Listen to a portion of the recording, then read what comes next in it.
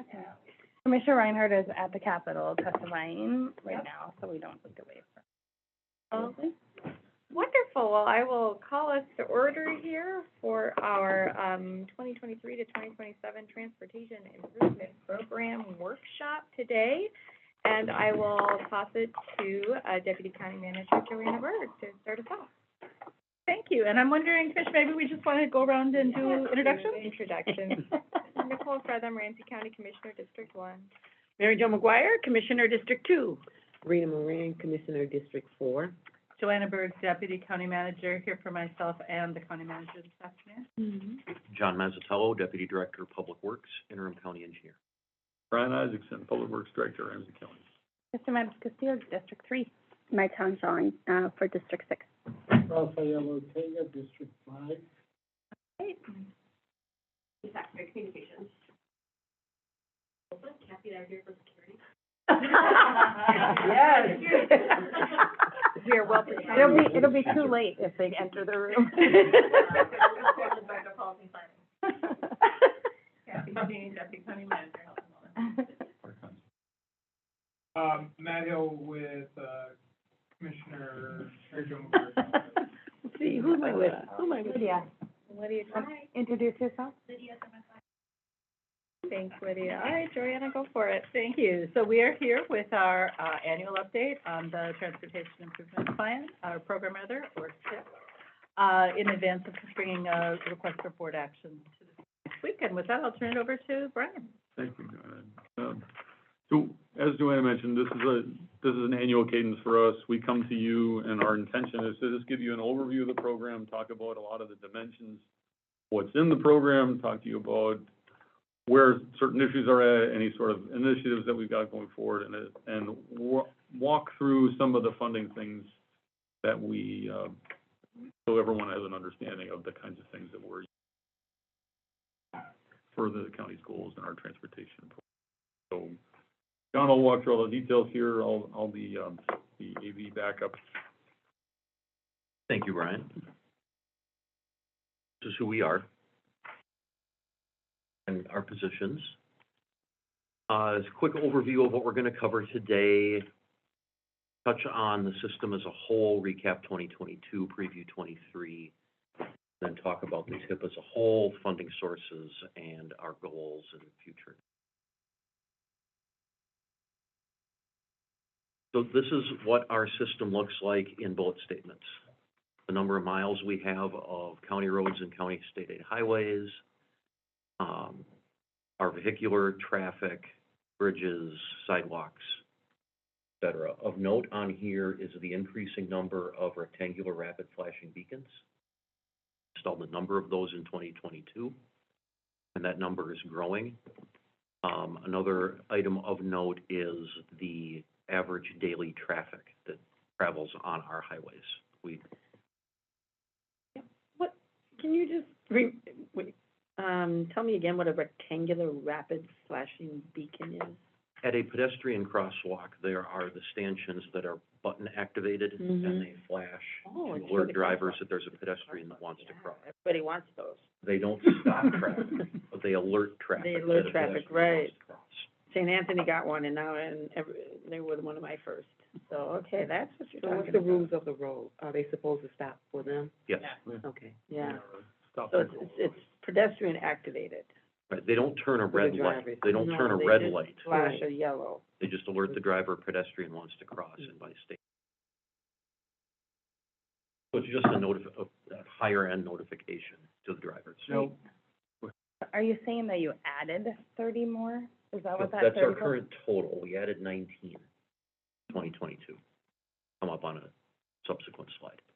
So I'm just wondering, because many of the pedestrians, local folks have been hit by the light rail, the green line. Do you expect to have any on the corridor of University Avenue, or are there any? That's where a lot of them went in 2022, was along University Avenue. And we have more coming in 2023. Well, I've been blind to all those, because I haven't seen any. I'll say the relationship to the light rail is a little different.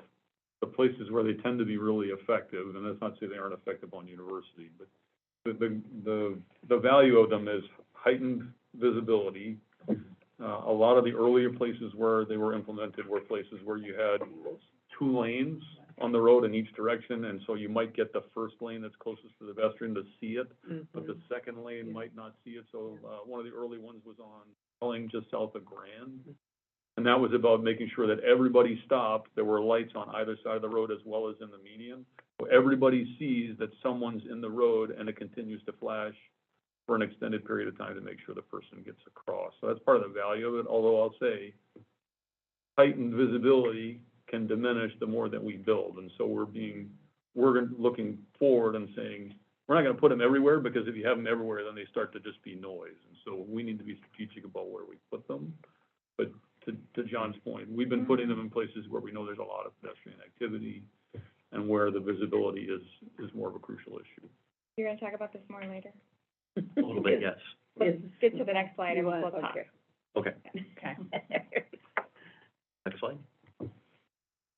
This is an overview of how the Transportation Improvement Program is funded on an annual basis. This does not include hard numbers for federal funding or state funding, et cetera. These are the recurring revenue streams that come in to fund our projects in our plan. Couple items of note: the county turnback money is 0, but we do have a account has turnback money in it from when we accepted County Road 49 from the state. It used to be a state trunk highway. And then I'll talk about the motor vehicle lease sales tax a little bit on a later slide as well. This is a total funding overview of the 5-year TIP. By year, divided between roads, bridges, sidewalks, and transitways. Of note on this slide is the numbers in 2024 and 2025 are, you'll notice, higher than our revenue streams. That is due to federal grant acquisition and regional solicitation money. Our transportation planner, Scott Merrick, did an outstanding job in 2022, landing federal funds for a number of our projects. How do you distinguish like roadways and transitways?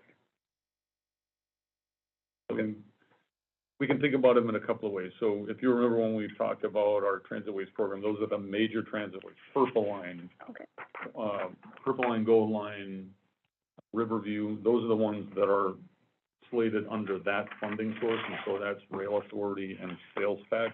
So let's take a step back and I'll say, if you look at in the middle there, those two in the middle, the rail authority levy and the transit sales tax, those are the funds that we amass and we save to pay for our parts of building those major transitways, and so they're separate. These other revenue sources that you see on here are what we're putting into the mainstream of roads, bridges, et cetera, that are more of the meat and potatoes of our transportation system.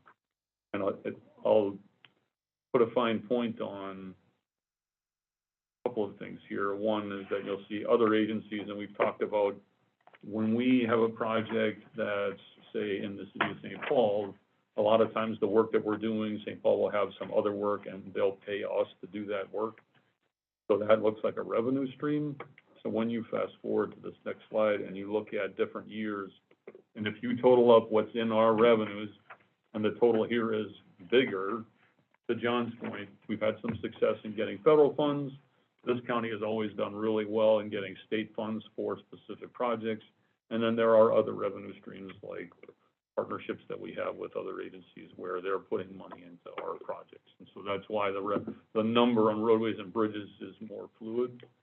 And that's why the transitways number is a large number. And that's about how we're allocating the funds towards building the transitways as part of those two specific. That help? Thank you. Yeah. Mhm. This is a review of what we did in 2022. It was a very busy construction year and a very complicated construction. In our pavement preservation program, we did fewer projects, but they were longer. Get the mileage target that we're looking at per year. And then some of our construction projects had market issues, whether it's material supply chain or labor availability. And you're probably all very familiar with one of our projects that had a number of private utility location problems. Intimately.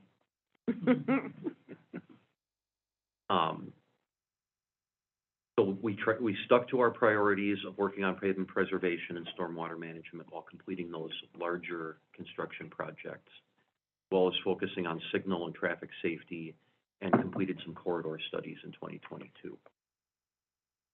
We also completed an assessment of our network, designating roads between county state aid highway and county road, and we made some minor modifications to our state aid network to help maximize the amount of dollars we get for our state aid. We also kicked off our All Abilities Transportation Plan, which is an all-encompassing planning document that we can use to build future tips and plan out how county's priorities integrate with our city's priorities and build a more comprehensive transportation.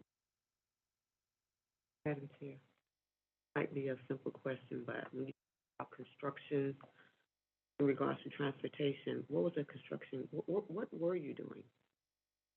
We had a number of reconstruction projects. Our program is divided into different categories for work. And the major projects are reconstructions. Those would have been Lexington from County or State 694. That means you're working on the roads? I don't know Yes. what, you're working on the roads. So if we move forward one, we have all the projects listed. Yeah, this should make it a little clearer. So in our reconstruction program, that is where we are doing more than just the surface of the pavement. We had South Shore Boulevard, which was converting that to a one-way and installing a pedestrian trail. Got funding allocated from the legislature to create that trail. The Lexington project, Cleveland Avenue, Como to Larpenteur, the first phase was substantially completed in 20. Second phase will be completed in 23. And then we did an intersection improvement at County Road B2 at Lexington, which is right by Roseville Area High School. Due to the issues I mentioned previously, supply chain, labor availability, utility locations, et cetera, the three annotated projects on this slide will be completed in 2023. Most of the work was done in 2022. Some carried over into 2023. Cleveland was always intended to be a two. Under our stormwater and drainage environmental program, we did a number of culvert replacements to improve low surface water through our network to get to treatment facilities before they're discharged. And I mentioned our pavement preservation program a little bit earlier. We did 8 separate projects. Added over 2 miles of bike lanes, 2 new compliant ADA traffic signals, and 111 ADA ramps. Our pavement preservation program. And we also added separated bicycle, pedestrian trails and sidewalks in 6 different locations. This is where those 19 new flashing beacons came into play. It's under that program. I just want to go back to the flashing beacon, because Brian, you made a comment that raised my eyebrows a little bit, is that if you put too much safety signs up, it becomes noise, and I would like to challenge that a little bit. That's like saying if we put too many stop signs up, people stop using them. They're a different type of light, and they might be for safety, but by law, a pedestrian has to be stopped for, and that actually is the difference between putting up a visual or not, and basically putting a stop sign versus a stop light in. So I don't know how that could become noise. I need to see the data behind that, because that sounds like an excuse, quite frankly. And it would be to the extreme, right? You'd have them, if you had them every 100 yards, then that would start to be noise. And I think that there is data that would support saying, if you have stop signs at every intersection throughout a neighborhood, at some point, people stop. And that's what I'm trying to display, is like, we need to be strategic in where we put them to make sure that they're as effective as we want. I'm not saying we shouldn't have a lot of them around the county. I'm saying that if we have them at such intervals where they do start to look like. So how do we determine where they go and where they don't? And so we've been having a conversation with Brad, and that's a great question, Commissioner. I'm sure we've had a great conversation with Brad, our traffic engineer, about how do we make sure we're putting these in good places? How do we make sure that we're being strategic about all of the places that we want them. Mhm. Because I'm sure you all get inquiries about pedestrian safety on a regular basis. And we'll get to another aspect of that here in a little bit, but that's the kind of work we're trying to get to. I don't know that, so our RFPs are, I hate to say that they're new to the region, but they are generally speaking newer. There haven't been a lot of them in the region, but people are starting to put them in numbers in. And so I think that's, as we start to see that happen, then people start to think about, okay, how do we make sure we're putting them in the right? So we'll get there, and I think that it'll be part of a conversation that is in the transportation plan and some other areas where we can really go to the right places. But I take your point.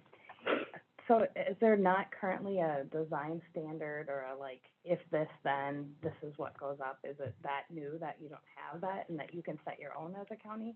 Or is there a kind of an industry best practices? May I, It's true. Madam Chair?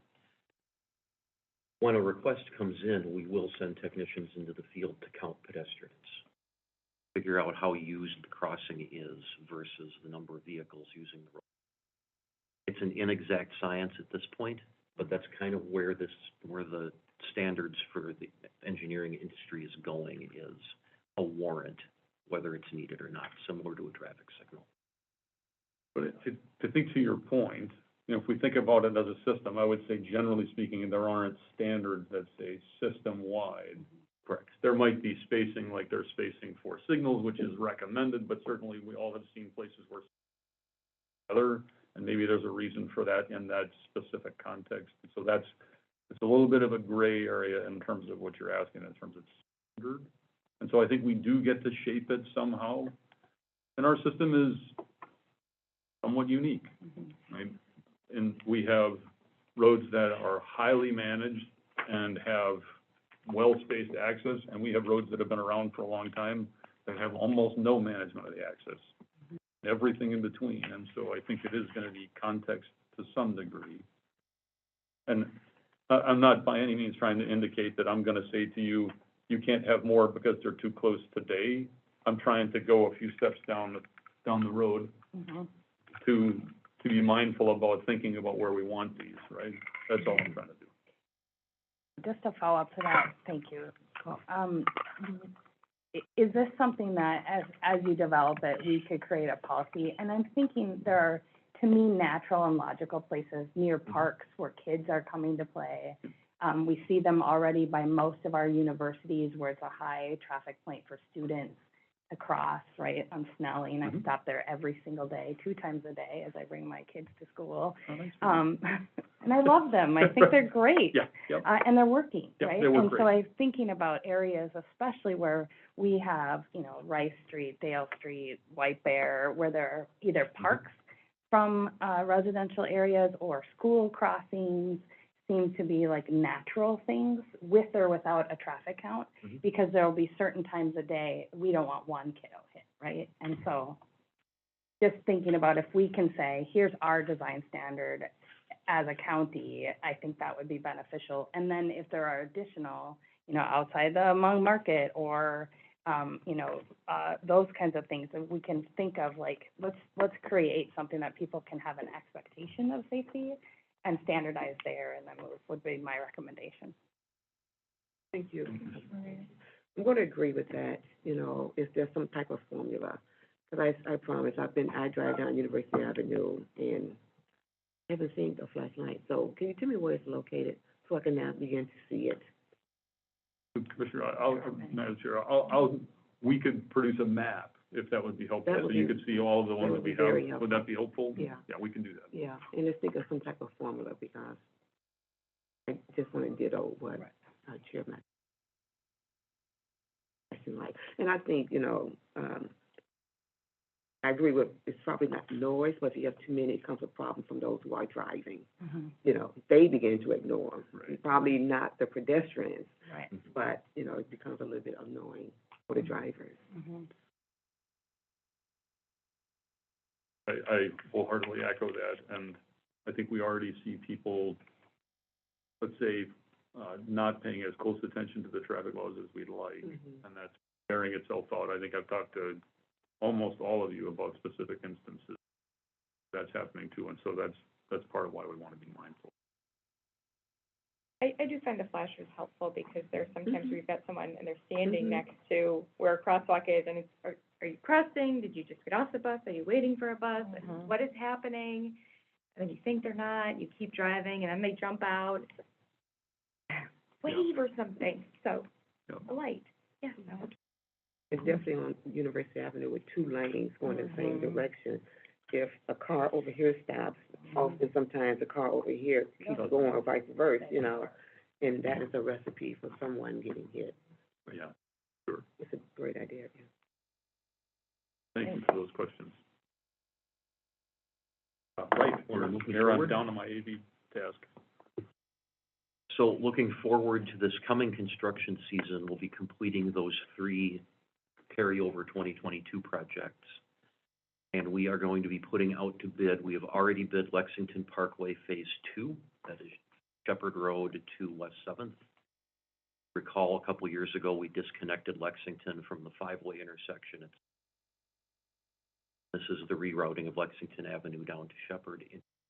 When completed, Lexington Avenue will be the only county road that goes from our southern border. The other 2 projects we will be bidding is County Road E at Old Snelling intersection improvement. This is going to be... Oh, I know Lindy's Steakhouse.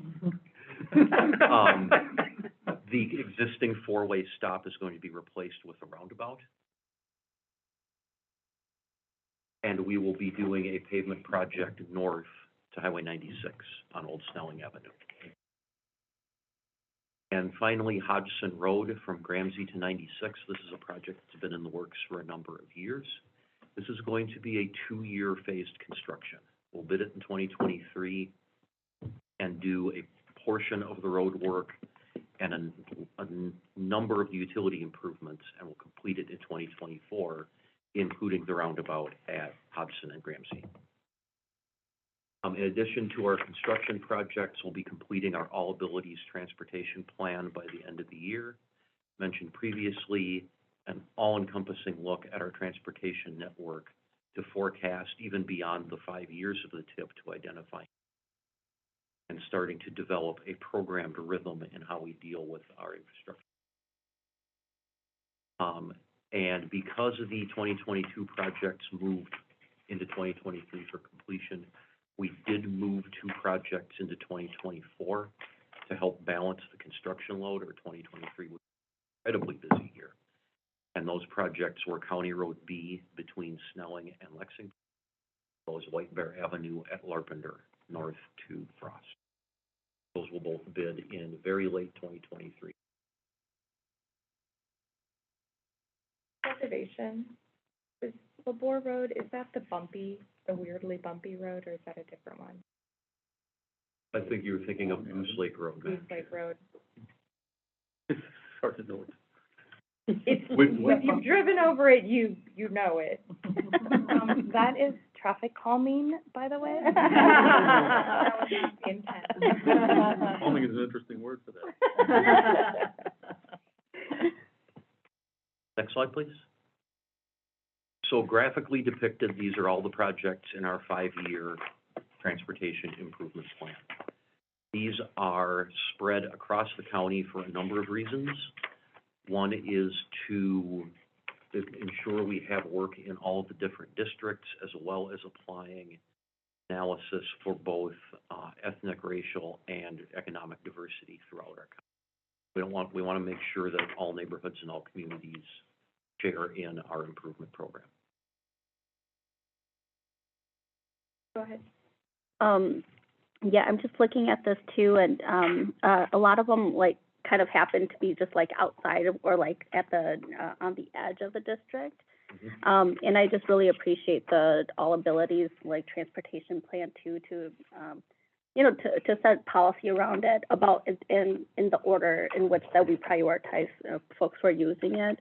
So I just really want to emphasize, at least for White Bear here, I just don't see any, changes to White Bear, that it will remain as a status quo of like, 4 lanes basically of traffic. And that's also where it cuts right through like the neighborhood. That district is also where we've seen the most growth after the census too. And we'll get an additional 1,100 units of housing at the northeast corner there as well, and also 1,000 jobs. So I just anticipate that area to like grow, and probably it's undercounted too, with knowing how people, probably don't fill out the census and whatnot too. So I just want to emphasize that, and I've just heard it from the community about how White Bear really divides the community there, that people aren't able to walk or bike across the area there.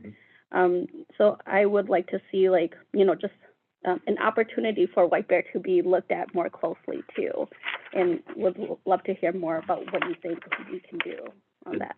Commissioner, Madam Chair, we're aware of all that. We've been in extensive conversations with the city of St. Paul and the council district for the city. Brad Estozian, traffic engineer, and myself, we're going to look at White Bear Avenue as a corridor from 94 to Larpenteur, because of the uses and the surrounding neighborhoods up and down that corridor change. We go from single-family residential to high-density residential to commercial back to residential. We want to make sure we don't piecemeal White Bear Avenue together. We want to make it more of a holistic corridor approach for that segment. And then we're doing the Larpenteur to Frost now, and then we have a project for Frost to really be looking at White for its length. So we hope to be kicking that off soon, and if something doesn't show up in the 5-year plan, that doesn't mean it won't appear later. So once we get that corridor study completed and we know kind of how we want to approach White Bear Avenue, we can start putting projects into the tip. Okay. So Commissioner, to that end, if I could, Madam Chair, this is a map of construction, Okay. and I would liken White Bear Avenue to the efforts that we put in on Rice Street. It's a similar corridor with similar level of needs, Yeah. right? And I think that kind of thing really does require a lot of engagement to get it right, because change will be challenging for some and welcome for others, right? Yeah. And so if we look at the time frame and compare, if we say that the work that we started on Rice Street in 2018 is now coming to fruition in 2025. 24, 25, like, Right. I'm just counting Right, to get like yeah. and this is part of the challenge, is as we all think about public projects, and we've talked about some of this as I well. see all mine's 2027 queued in from the corridor studies Right. last year, so. And part of it is process, and part of it is, call it change management. The communities need to wrap their head around what it looks like, and we need to give them all the information, have them try to understand what it could be and how it'll function. So those things take time. Can they be accelerated if everybody is in the right place? I think Rice Street, we're benefiting in that if the federal context of how things are happening at the federal level now was happening in, say, 2019, I think we'd see it happening sooner. It'll happen faster for you. And so maybe, and like, who knows what the next federal bill will be? Like, Right. that federal bill surprised a lot of people, and the last couple of federal bills have been surprises. And so to the degree that we can be prepared, and that's what John and Brad are doing, is trying to lay that groundwork so that we are prepared. And it's been my experience that the agencies that have done the work and are engaged and are thinking about these kinds of things are the ones who get stuff. Absolutely. So that's definitely how I operate. That's great to hear. And then I guess, 2 questions then. Who will be leading kind of the corridor study then? Is it going to be the county, or is it going to be the city? And then, number 2, then is, could this be a project or initiative that we put into like federal, like funding earmark requests? Madam Chair, answer to question 2 is yes. Answer to question 1 is the county will lead it, but the city will be a very important stakeholder. Yeah. Okay, and when will that start? We're hoping to kick something off by the end of this year. Okay, perfect, thank you. I have to figure out which one of my overworked project managers needed. Okay, uh-huh. We want to get that kicked off, so for the next, and to identify when things will happen, so we'll be in a position to capture. Okay, well, tell my office as a partner in helping lead community engagement, whatever you need. Thank you. Absolutely. Thank you. And I'll say, having worked with them on 3 corridor studies in my district over the last year, they're great about including me and making sure we knew what's happening, so thank you.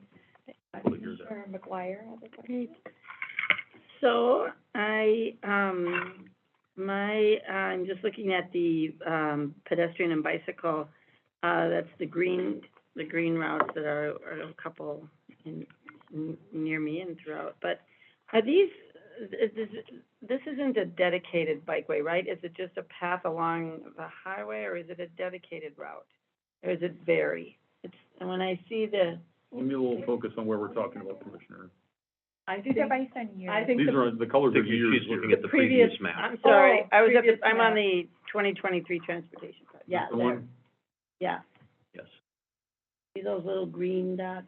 go along Larpenteur. Carpenter and B, what was the other one? B2? B2, yeah.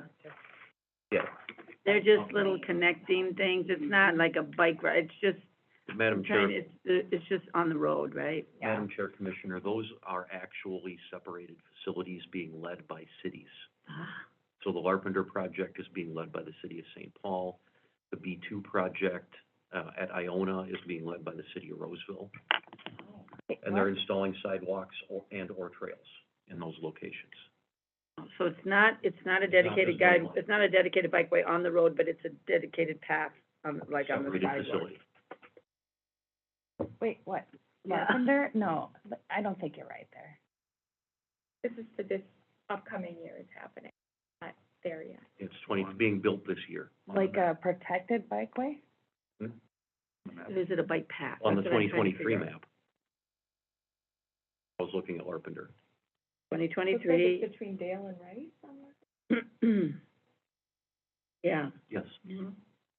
We can get you some details We on can get the, you project on the, on I'm these. sure, yeah, I mean, we're both sort of curious, there's different ways these bike paths can look, so it's either on the road, separated on the road, which St. Paul's doing a lot of downtown, and then, it's St. Paul, I don't think it's us, I think it's St. Paul, and then there's, a bike path that's like part of the sidewalk, or that is the sidewalk, so, I'm thinking it's that, For purposes of that part of our program, yeah. sidewalks and separated bike trails are considered in the same program. So some of these are sidewalk projects that are 5 to 6 foot con. Got it. We can get you details on any Yeah, specific. okay. Yeah, So, that, A little if I bit can just different than I. clarify, on Larpenter, on the St. Paul side of Larpenter, there is no sidewalk currently. Right, correct. And so they're just putting a sidewalk in. It is not a bike lane. The bike lane is Correct. painted on Larpenter. It is not a protected. They're just putting a sidewalk in where there currently does not exist. so when I see pedestrian bicycle, it's like pedestrian or bike, it's Yeah. not a ped bike dual thing. Correct. Okay, that's Not necessarily. not necessarily, thank you. Okay, I was just all excited there for a Still, minute. Yeah, Madam Chair, like, if there's desire for us to get you more detail on that, we yeah, can. and I think we I think I kinda know these areas, so I think I kinda know what's going on there, but yeah, okay. Thanks, I think I'm good. I just have one question on the next slide that we were. That you were on, I For- went backwards. So for these are, projects that we're forecasting we'll have the funding to do. This is their programmed construction Yeah. year. I'm looking at the Spine Road in 2027, just wondering if a pot of money fell from the sky, could it happen sooner? So that's a complex question. I think that the answer is conditionally yes, but I'll say that as we look farther out in the years, the less clear the funding is. And you'll see that we're programming more in the last year of the TIF than we probably have dedicated revenues to support, and Spine Road is certainly one of them. And we can spend a lot of time talking about the Spine Road. There's a lot of work that would that would need to happen in Yeah, order for the that to site happen. needs to be regraded. There's a lot of heavy, heavy land work that would be done, and I think we've been talking internally about the design that relates to maybe some potential changes.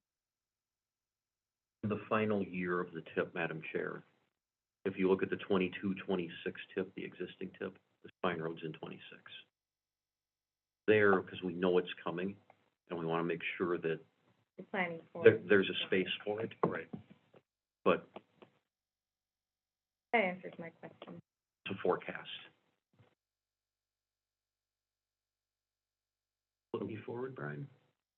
So speaking of funding, our projects really get funded out of these 5 categories: federal, state, county, local or other, and then the regional rail that Brian talked about a little bit earlier. Biggest item for federal funding for the last couple of years has been IIJA.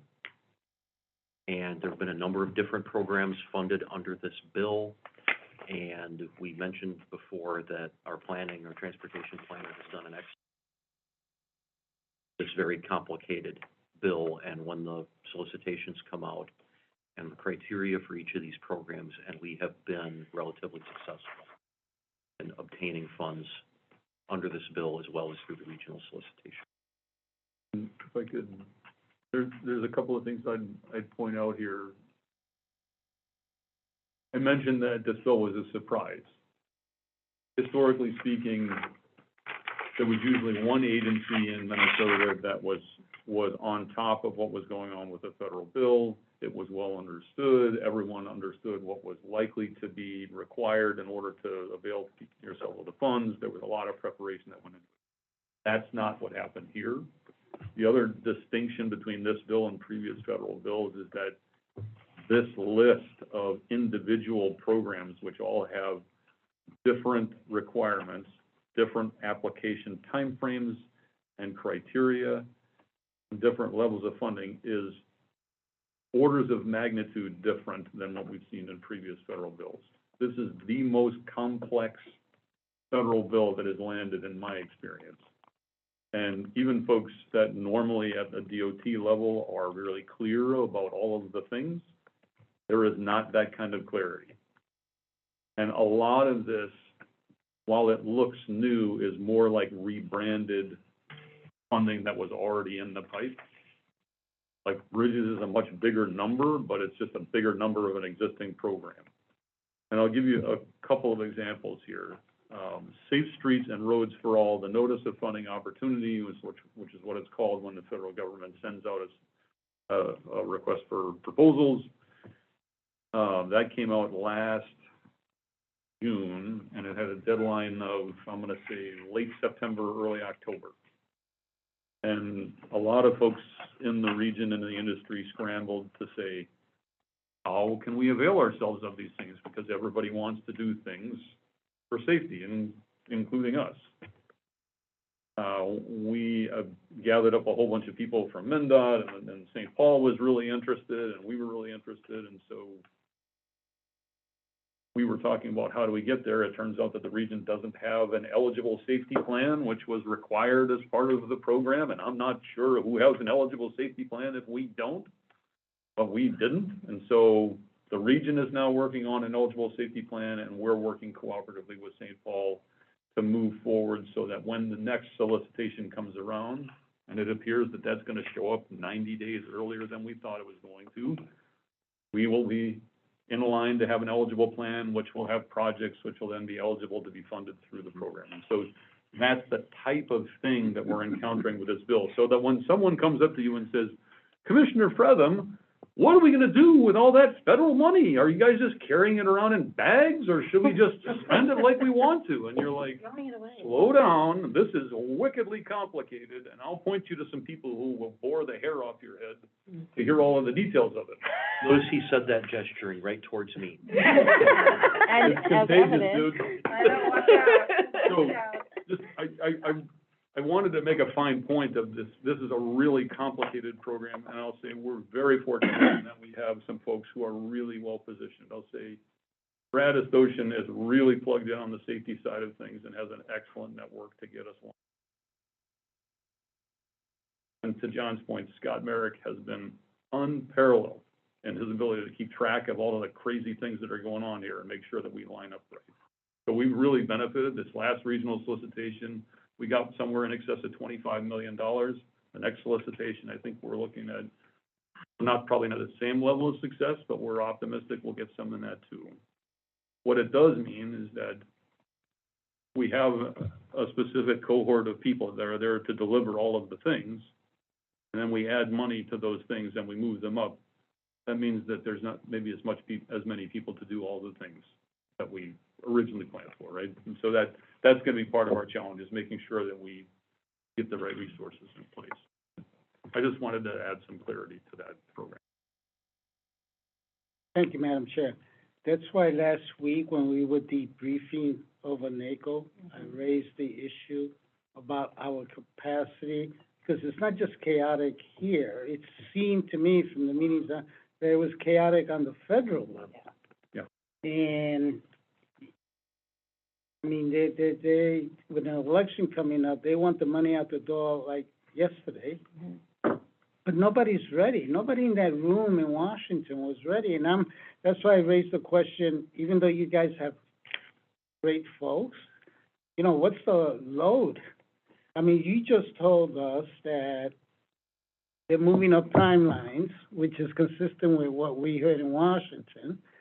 And, I mean, we don't have some of the basic underpinnings. And we don't have a safety plan regionally, and I won't get into that, but the point is, we gotta make sure that you guys have a sufficient capacity to grab. I mean, this is not we're gonna blow it. We already blew one solicitation, right? With the Safe Streets for All, yeah, and I'll say that was built into the program, was that people were not gonna be able to access. Yeah, no, I get it, but it's a heads up. Yep. To be ready. Yeah, how are we gonna get ready? What is the help you guys need is the question I'm asking. Do we? It's a great question, and I'll say, generally, having lived through some of these things, usually things would be clearer, but I think if you go back to, say, the stimulus program in 2010, I think everybody worried whether there was going to be capacity in the industry. And in general, there was. And there was capacity in the consulting environment for folks to help deliver things. And everybody showed up and everybody worked a lot to get all of that delivered. Essentially, that doubled our money in 1 year, and it all had to get delivered in 1 year. This is bigger than that with a slightly longer time frame. Okay? And so, to your point, Commissioner, and I really appreciate the question, we're going to lean on outsourcing things to people as part of it. Our folks are going to have a challenge of how many strings can they hold on to in terms of the outsourcing that we do. But in general, I think that the construction industry, presuming that there's more women involved in the construction industry, we'll see that there's capacity there, right? And I will say that on the private sector side of things, when we go to them and say, we need you to deliver, 999 times out of 1,000, they are there. They figure out a way to get the people and to get things done. And so that gives me some degree of comfort, but it's not going to be easy. And if you look backwards to 2010, again, as an example, originally that was a tall order with a very short time frame. And what ended up happening was, as they got towards the end of the time frame, the federal government relaxed some of that to say, you know, everybody wants this money to get spent, and you're halfway through, and we'll figure out ways to do it. And for those folks who are able to deliver, we'll give you more. Historically, Minnesota has done very well in that environment and delivered more, which then means you get more, which, you know, adds to the complexity of the situation. But I think in general, there is capacity there. For us, we're somewhere in the middle in terms of our ability to add.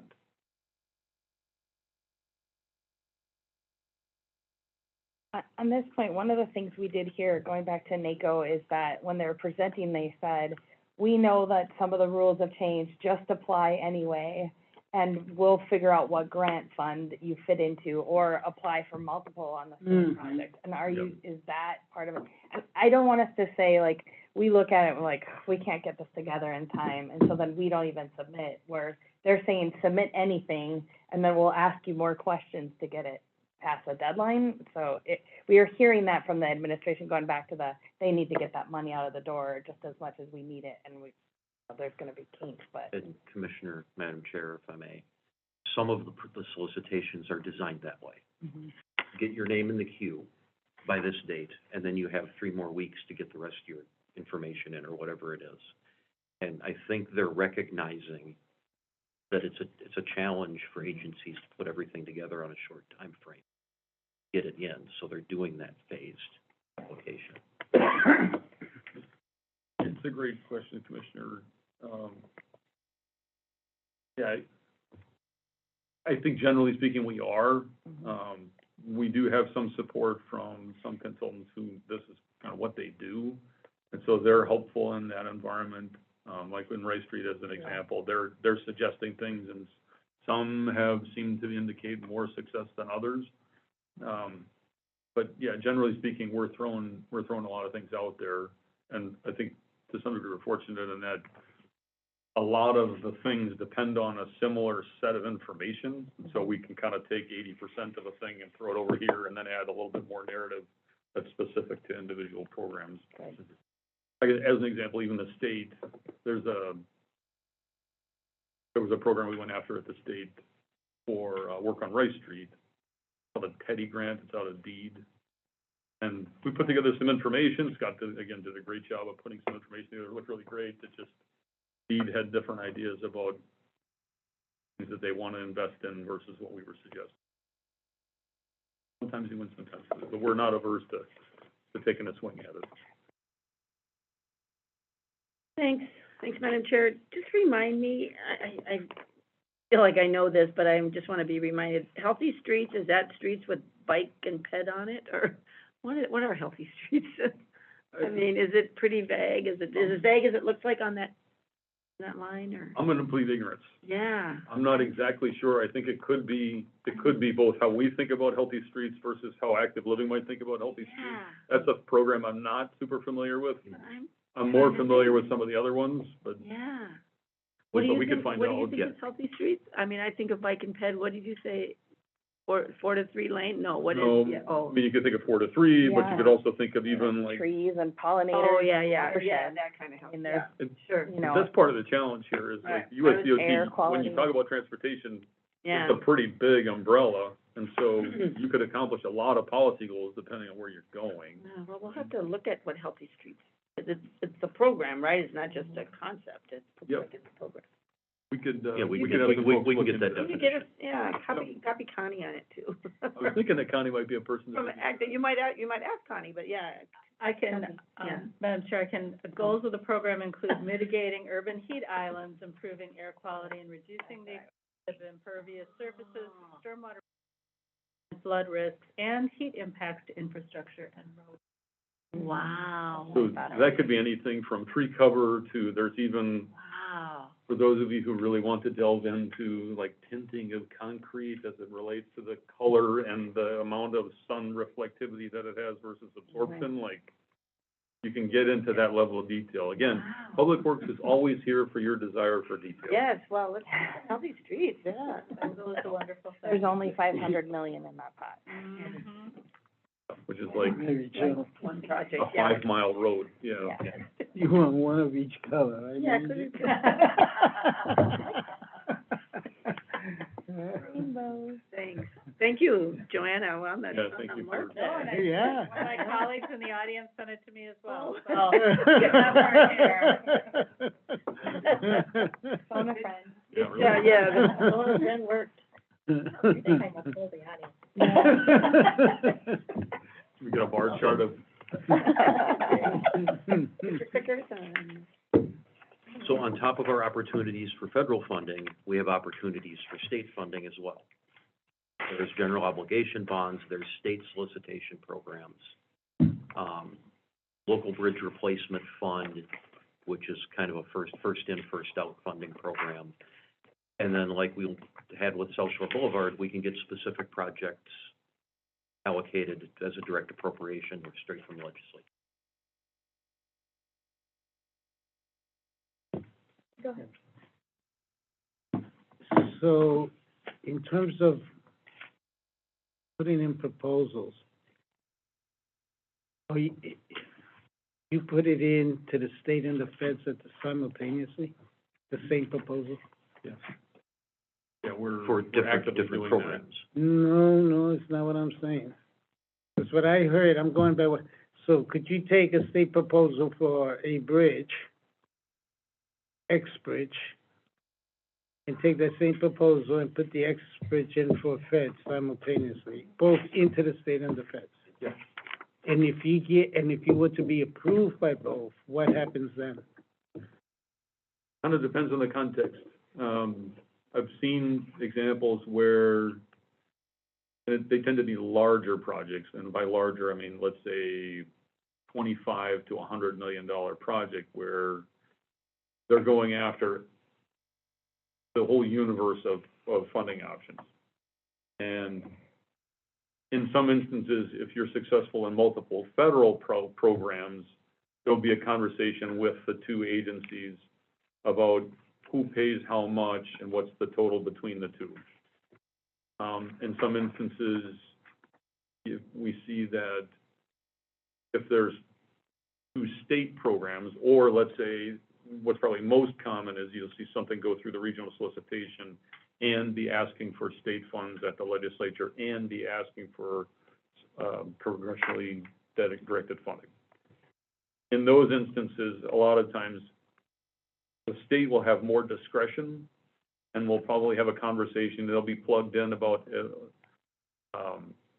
State County Road J and 35E as an example. We were successful in the regional solicitation, which ends up being $10 million in federal.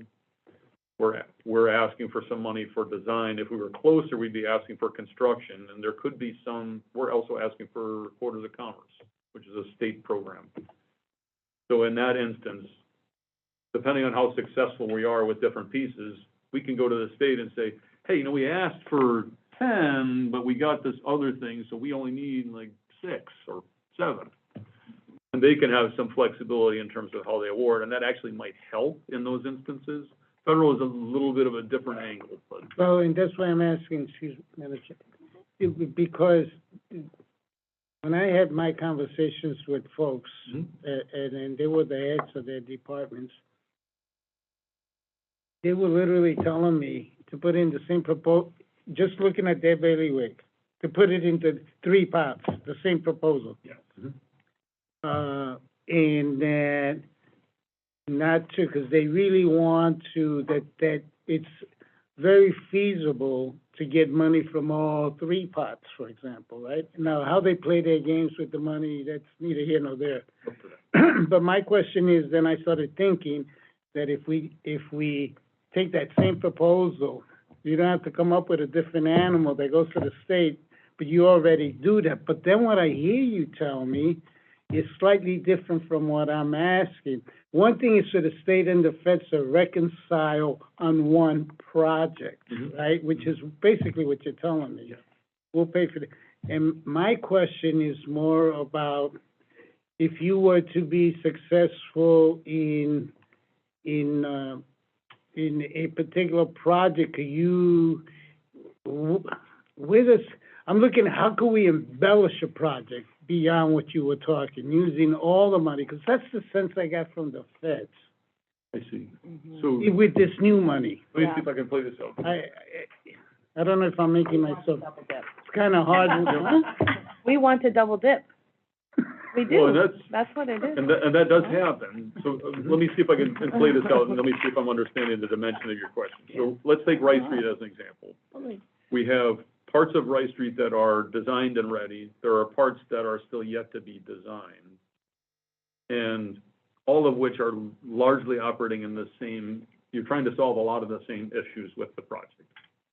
So if we go to 3 or 4 different federal pots from that laundry list Right. of things and say, yes, climate change, yes, safety, yes, community, yes, Right. transit, like, Exactly. can we pull from multiple pots? I think the answer is yes. Part of the success would be readiness, because a lot of times, Right. if feds are gonna give us money, they wanna know that it's gonna get spent in a particular time.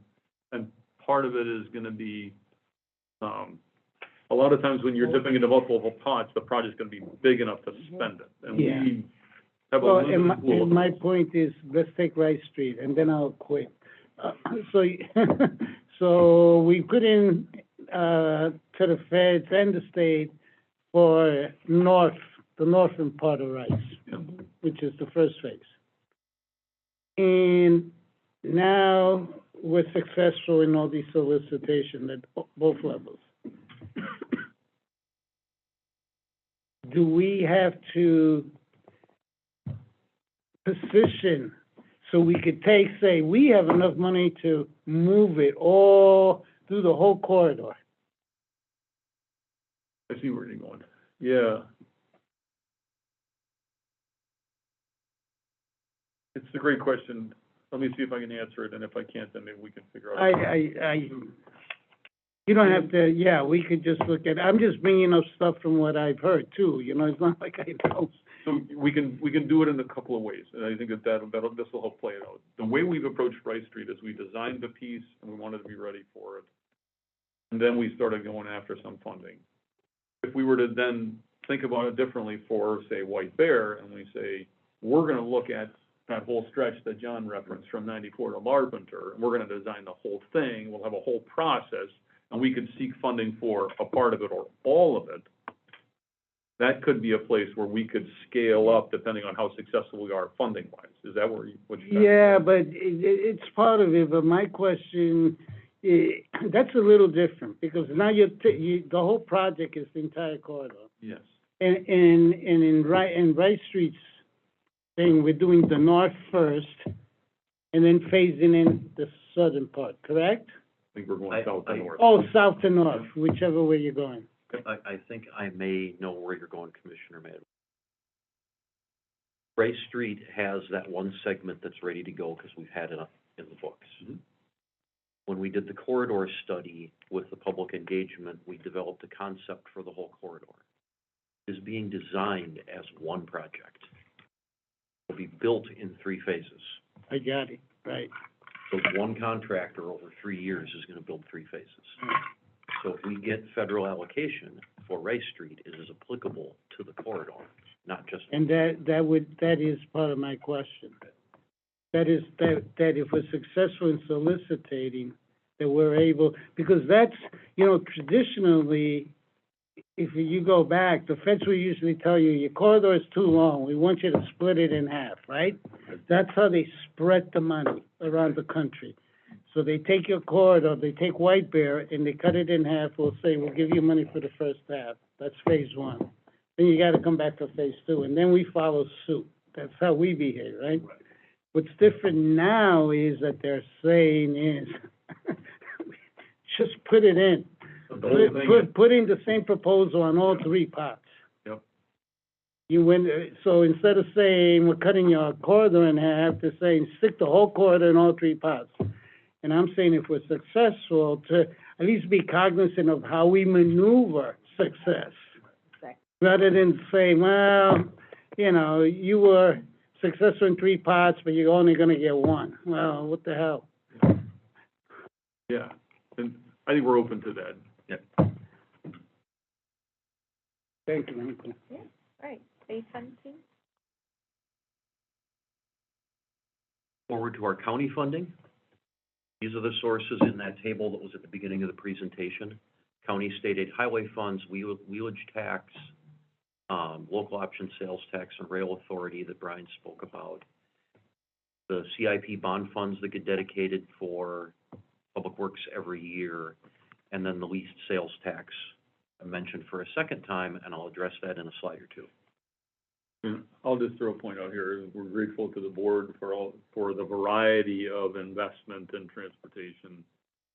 We recognize that transportation is somewhere in the mix of the priorities, but the positions that the board has taken on these funding sources make a difference in how we manage the system and the type of work we're able to do. So this is a flow chart of how the county state aid highway determination is made. All the taxes collected from the items on the left go into the big pool, the user tax distribution fund, and then it is split by formula, and we wind up with about 29% of the regulation in the county state aid fund. So of that amount of money, that gets divided up amongst the counties based on number of miles of road and population, and a complex formula of how they determine who gets how much money.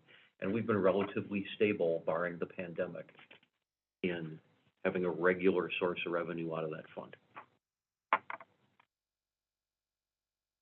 We have our wheelage tax, which is brought in as a fee on license tab renewals. That is dedicated principally to funding resources and assets that aren't eligible for CSA money. So a lot of our pavement preservation programs on our county roads, ADA improvements, some signal upgrades, and that's where that money principally goes. In the current, or in the draft TIF that's gonna come to you in a few weeks, we have dedicated an additional portion of the wheelage tax into the environmental fund, giving them a fixed amount of money every year they can depend on to program and prioritize their projects, help our surface water drainage. We have the Regional Railroad Authority, as well as the local option sales tax that Brian talked about earlier. More to add on those? Just to put that point out there about these are the two revenue sources that we use to deliver those transitway funds, our shares of.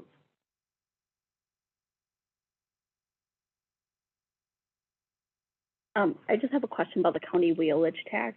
So for that one, it's just a part of like the overall operating construction, like with whatever the projects are that's used towards it, right? So, right, like it's not restricted to just like suburban Ramsey, but it's a part of our overall.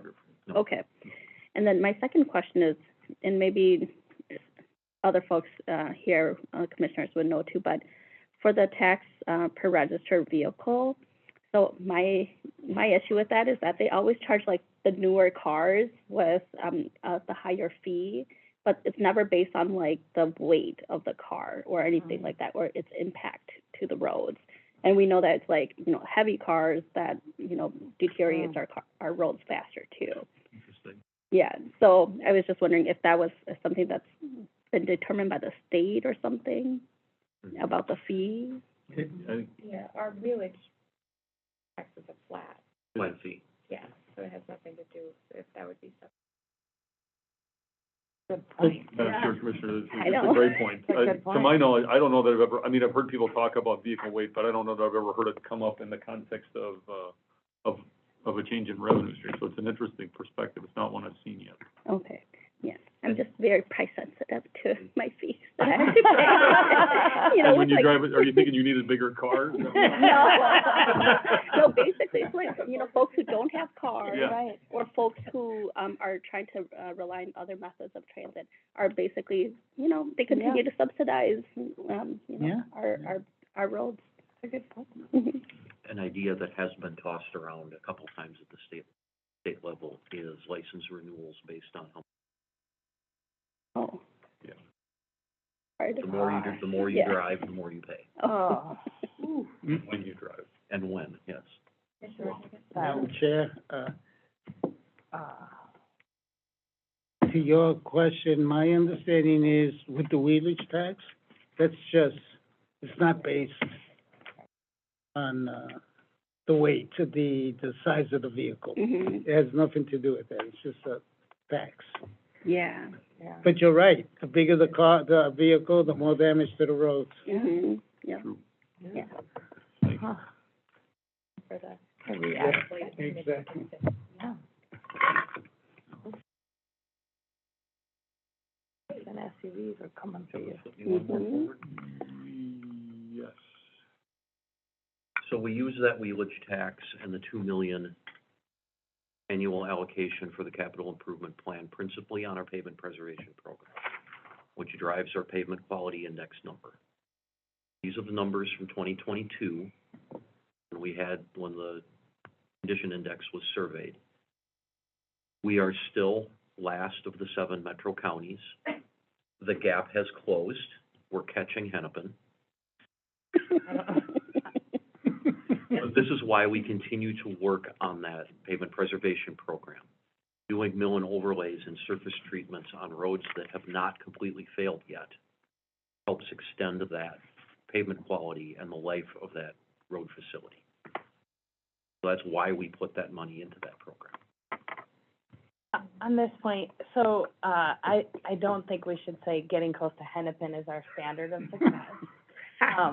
Because I assume this is on a scale of 0 to 100? Yes. Okay, so we're just over half on pavement. So I'm wondering if we have not only looked at, like, I know we only have so much money and we have a lot of roadway, but have we looked at difference in materials and the way that we, because if we just keep mill and overlaying, something has a high gravel concentrate, and then that's what's breaking down, we're just throwing good money after bad.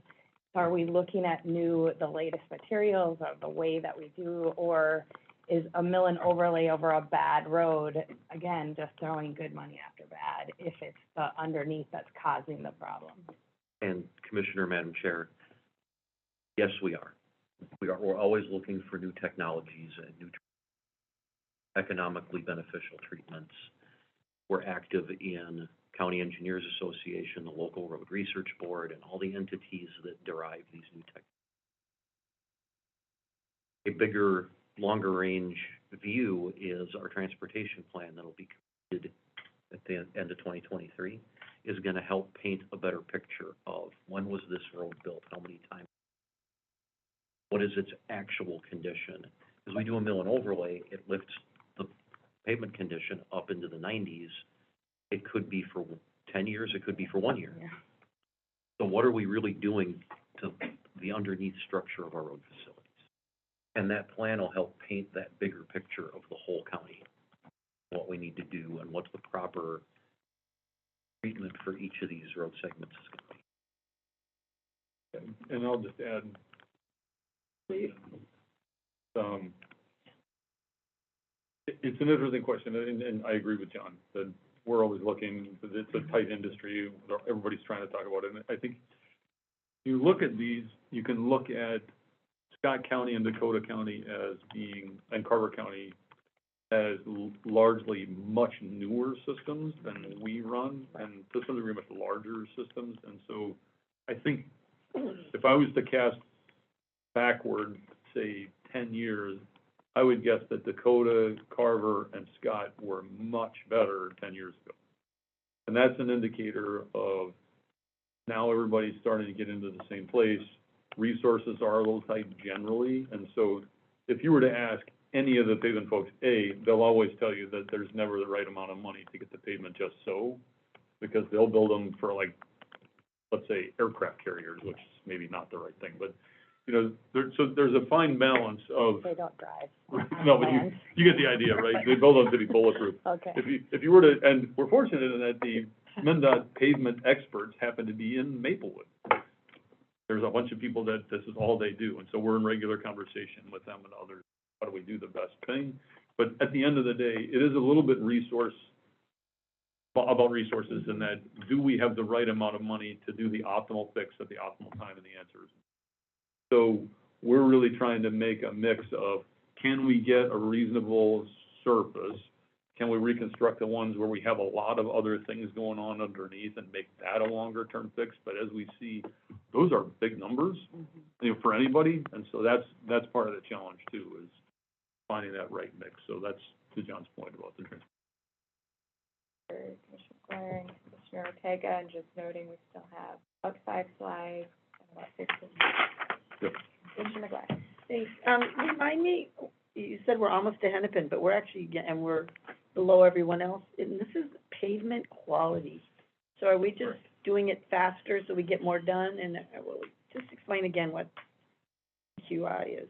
Am I on the right slide? Yeah. Okay, I'm looking at my own side, so I never know if I'm on the right side. We're just Yeah, passing. I like to be higher than that. I don't like to be the lowest. Explain Commissioner- again to me. Madam Chair. If I missed it, I didn't hear it. We get the whole network assessed. A team from MnDOT drives all of our county roads. And they have this sophisticated piece of equipment on their dashboard that measures how bumpy, how rutted, and how much the vehicle swerves and moves as you drive down the road, and it generates a quality number for that road. Wow, So every other year, MnDOT does this for us and generates a new pavement quality index for us. So my, It's semi-subjective, semi-objective. so my very unhappy constituent who's unhappy about most things wrote to me the other day and said, my teeth are rattling on the road. When I'm driving down your road, my teeth rattle. So this is him in his very unsophisticated way of telling you how unsmooth our roads are. Well, if he drove in St. Paul, he'd be losing. I know. I thought, you The underbelly want to might keep come. rattling. That's a different street, right. And Commissioner, this rating system is far from perfect. Yeah. I'll use as an example the segment that was brought up earlier in the meeting of Goose Lake Road.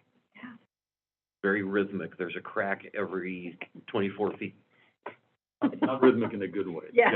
no, in a really. In between those cracks, way. Yeah. in between those cracks, the pavement is in good quality, so it has a higher pavement quality index, but it's still a rough ride. Oh, yeah. Again, so we're here for your interest in detail. Yes. So the system isn't perfect, but it's consistent across the counties. So that the comparable ratings is, I can take it offline, I mean, I read so low, but Hey, okay. quick question, so I get the ratings and all that, I mean, Scott and, Carver, they got some highways that are barely 5 years old. Mhm. I mean, they're brand new. Yep. But putting that aside, and they're gonna start getting more traffic because of it. But with the formulas, is this taking, I mean, the fact that our streets are used commercially and in every other way, much more, does that impact any of the formula when we get road aid? So Because if not, that's another one, I mean, the formulas are a painful topic. yes. They're very Byzantine, they're very complicated, and it makes pulling one item out and saying this should be the controller versus this pretty difficult. And I'll say, having lived through a couple of discussions about formulas and how they should change, you end up arriving pretty close to where you start. where you were, yeah, I've been Like, there. Carver County will tell you that the 3 Gs, grain, gravel, and garbage, are eating their lunch. And, you know, we have all the other things in an urban environment, and so you end up in this weird place. So I'm not disputing where you're at. No, Like, I our system agree. is- I've been in those meetings, when Yeah. you start to change the formula, and you make it a little better for the metro area, but basically, you're where you were. I feel like the next slide will address. It's definitely part of Let's the go to plan. the next slide, yes. Away, Madam Chair. I figured out a way for us to get moving. To get moving. Motor vehicle sales tax, that's our favorite topic. So, I think everyone is familiar with this issue, but the motor vehicle lease sales tax is collected on vehicles that goes into the pot, but Ramsey and Hennepin County are ineligible to receive funding from it. So the 2022 distribution is in the center column, and what it would be if Hennepin and Ramsey were added to the same formula is in the right-hand column. The County Engineers Association has been working with some members of the legislature on trying to derive a formula that doesn't take away as much funding from the other counties as it would straight up formulaically, but would still provide Hennepin and Ramsey a piece of this pie. So the current status of that is that the 5 counties have told, and their legislative support have told us as Hennepin and Ramsey, don't touch the 38%. There's some negotiation about some of what is in that percentage would go to Hennepin and Ramsey. Now there's a discussion about auto parts sales tax. And for those of you who have been keeping track of all of the myriad ways that they're talking about increasing transportation funding, this is but one of probably a dozen different versions of increasing funding to everyone. I'll say that the current discussion, there's an agreement between Hennepin and Ramsey and the 5 suburban counties about what we're gonna propose to try to rectify this. And essentially what we're trying to do is to get to some parity about who contributes and how much they get back, because right now it's pretty wacky. So we're just trying to get to some level of everybody's largely in a reasonable place. Whether it'll succeed and whether the legislators are gonna be happy with trying to follow the trail of the percentages, I don't know. But there's at least agreement amongst the 7 counties on an approach, and we'll see where that goes. So we're hopeful. For us, it would probably mean, depending on where it ends up, in the single millions, 4 to 8 million maybe, which is not inconsequential for us. I mean, that's a real number. Better than zero. I was about to say, Yeah, bigger yeah. than zero. So when I first got here, I was like, Rena, I'm like, what? This is crazy. We gotta change this. So this was agreed upon by people way back, because there wasn't a lot in this fund before, right? I mean, this was we gave some and we said, well, you guys can have this because we're taking this. Whatever we're taking, I think is gone now, right? So, but this thing stayed in place, right? Or, I mean, this goes historically, but we're not getting a whole lot over here for what they're getting over here. So to give you, Madam Chair, Commissioner, to give you a sense, the number here is zero, but it's not actually zero. Functionally, it's zero because we contribute somewhere in the neighborhood of $5 million to this fund from motor vehicle lease sales tax, Ramsey County. Mm-hmm. What we get back is, I want to say last year was $40,000, which functionally is zero, like it pays for the postage maybe. And so this all goes back to CTIB and how this was a deal that got cooked up at the last second to make all of the things that happened as part of CTIB happen. And so this is an archetype which is now outdated and is inequitable. And so part of, if someone says to you, well, you've been living off of all of that money that you got out of CTIB, you can say, time out, folks, that lasted until 2018, 5 years ago. And we've been living without it since then and paying for all of the things that CTIB would have paid for. So that's part of the dialogue. Yeah. Right, so, well, I just hope we can see, feels like we have the numbers at the legislature to help with this, so. Yeah, thanks. You mentioned that the County Engineers Association, the statewide association, is asking us not to touch this percentage. Is this a time that we break away from them, because this is directly hurting us as a county and the organization's not looking out for us? I think I need to clarify my Okay. previous statement, if I may. These 7 counties have come to an agreement that they will advocate for getting Ramsey and Hennepin funding, Okay. provided it doesn't adversely affect the funding that they get, which is why we're bringing in the sales tax money and other, and auto part sales and other revenue sources into the formula to help get Ramsey and Hennepin money. So where we Doesn't end sound up, like a good negotiation.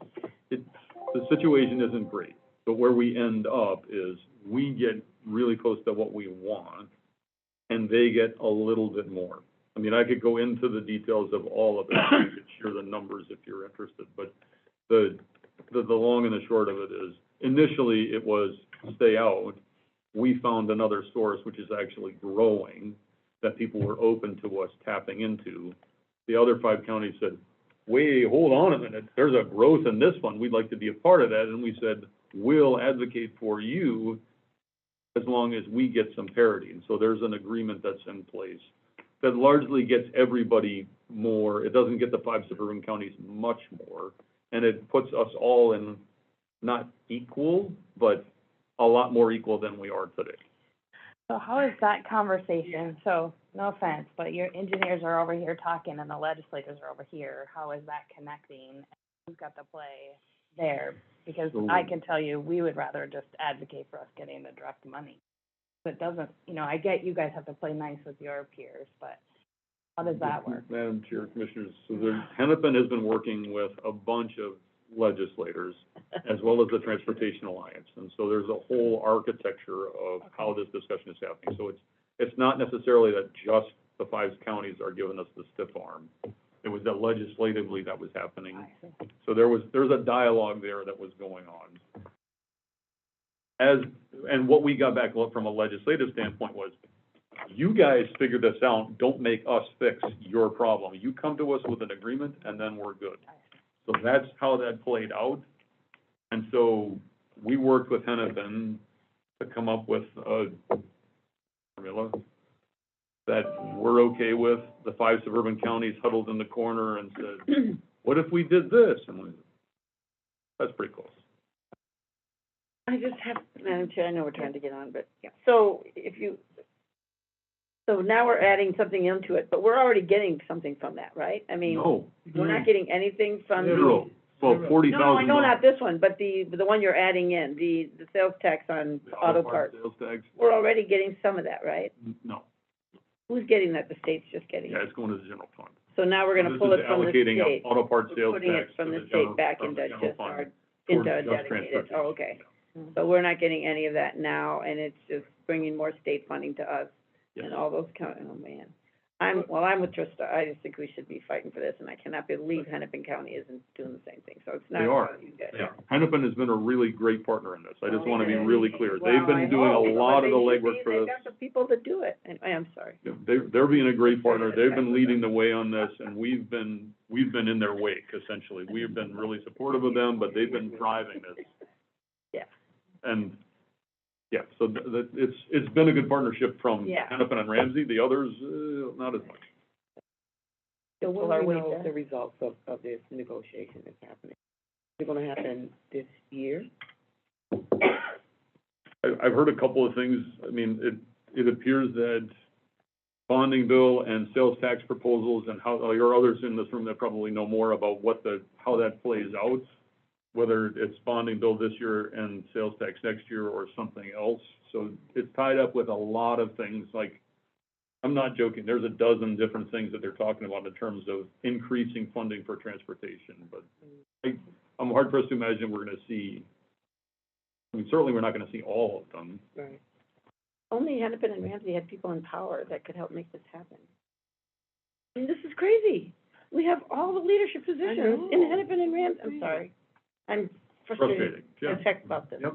Well, I mean, I we have- guess my back of the napkin math is, if it's been 2018 since we've been having this loss, that's, 5 years there, 5 times 5 million, maybe they could just fully fund our ask on River's Edge and Yeah.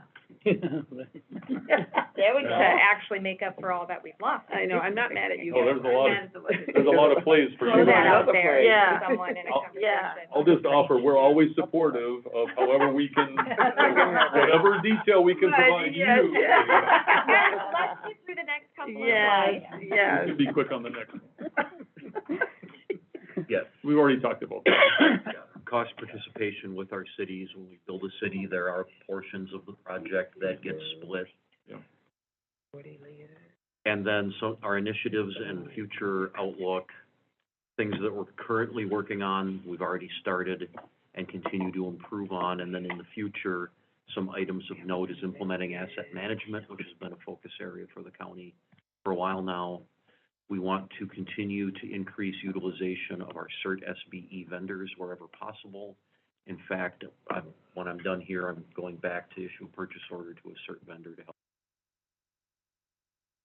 for this upcoming season. We're looking for our 2024 bids to have our first best value contract bid. Heard from Link Becker a little bit about that at an earlier workshop. We're always looking to increase our collaboration with our cities. In fact, we're going to take a page out of the Met Council's book, except hopefully do it a little bit more efficiently, and have our city-led projects be solicited and selected by the county instead of meeting with we're still gonna meet with all the cities every year. We produce the tip. But instead of trying to shoehorn projects in and do a juggling act producing the tip, for the 2025 funding year, we're gonna have our cities apply to the county in a proposal format, and we'll have a scoring committee, and we'll pick the projects that are the most applicable to not only the city's plans, but does it fit with the county's? So that'll be, I don't wanna say it's new, we did it several years ago, but we haven't done it in a long time. We're gonna try and rejuvenate that program. And then the cost participation policy review, one of the things you'll see in the new tip is adding some more items to our cost participation policy, like those reflective beacons. So we'll be sharing that cost with our constituent cities, their residents being closest to those facilities, utilizing them. We'll have a cost participation added for that. So what's next in the process for? And this can be information you can provide to us, because I know we're running up against time here. We did hear about best value contracting back when Ling was doing her presentation. Can you remind me, do we have just some guidelines for that? Like, we know it's more subjective than ours. So is it on our website? And what is best value contracting, and how are we gonna? Commissioner, if I could suggest, I think that would be a really good follow-up for Yeah. us to do, because that's Yeah. a little outside of public yeah, works exactly. leadership Thanks. purview. Thanks. Sure. Thanks, Joanne. I just wanted to. We're happy Yeah. to, we'll coordinate with our colleagues in finance to bring that back. Perfect. Flip me forward one more. Oh, yeah, sorry. So what's coming up next? The tip will be before the board for formal adoption. That'll actually be at the April 4th meeting. The March 21st agenda is full. It will be asking for all the previous delegated authorities, but we'll be asking for one new one, and this came up this year with all these solicitation programs. If one of our constituent cities is making a grant application and needs a letter of support or a resolution of support from the county, right now that has to come to the county board. It would be far more efficient in that application process if Public Works Director or the county manager could issue that letter, delegated authority. We're also gonna include definitions of our 5 programs within the tip. We have the 5 different funding areas: construction, pavement preservation, environmental, stormwater, bicycle, pedestrian, and then traffic miscellaneous. I want to define in the actual PowerPoint that gets put on the webpage what those programs are and what is and is not included. We've had some scope creep on some of our pavement preservation projects, working with our cities, wanting a bunch of things added in, when in fact, all we're trying to do is improve the driving surface. We don't want to move curb lines, we don't want to alter storm sewer lines, things like that.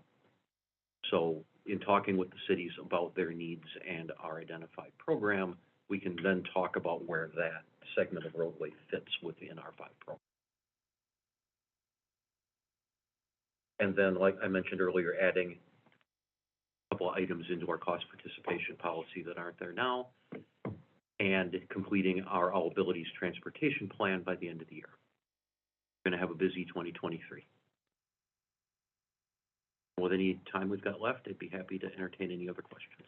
-1 minute. FYI. Well, thank you all for your engagement, and participation, and Joanna, Brian, and John, really appreciate it, and, we are adjourned. If anybody does have questions about this, just reach out to us, we're happy to. Thank you. Thank you. Good job, thank you. Yeah. Sorry for saying that.